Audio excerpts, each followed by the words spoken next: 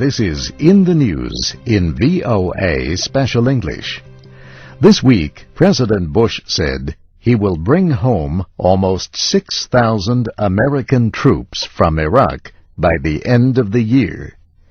He also accepted the advice of his top commander in Iraq, General David Petraeus, for limited reductions by next July.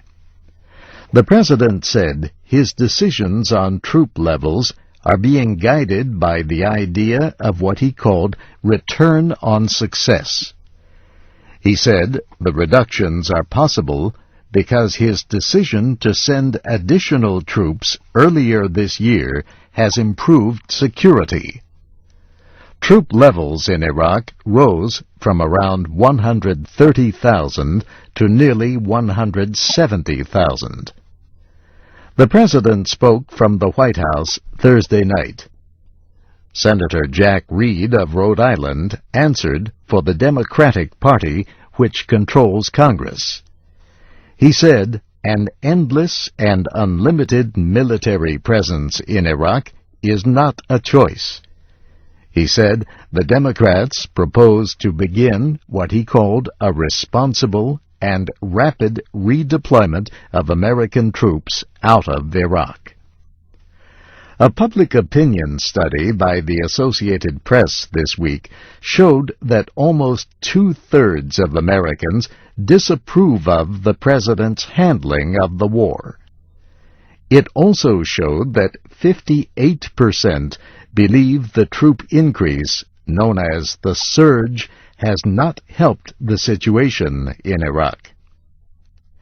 The President spoke hours after a bomb killed a local Sunni leader he met during a visit to Anbar last week. Mr. Bush called him one of the brave tribal sheikhs who helped lead the revolt against Al-Qaeda in that province. The President again sought to link the war with security at home. He said the nation must succeed for the safety of future generations of Americans. But Senator Reed warned that American interests throughout the world are being damaged. And he said the armed forces are being stretched toward the breaking point. Democrats say the recent troop increase in Iraq has failed to meet what was supposed to be the main goal. That was to give Iraqi leaders the chance to work for political unity. President Bush said Iraq's national leaders are getting some things done. For example, he noted that they have passed a budget and are sharing oil money with the provinces. He said efforts to unite warring groups are making progress locally.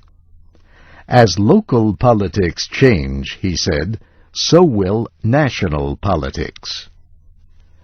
Congress wants the Iraqi government to meet 18 political and security goals.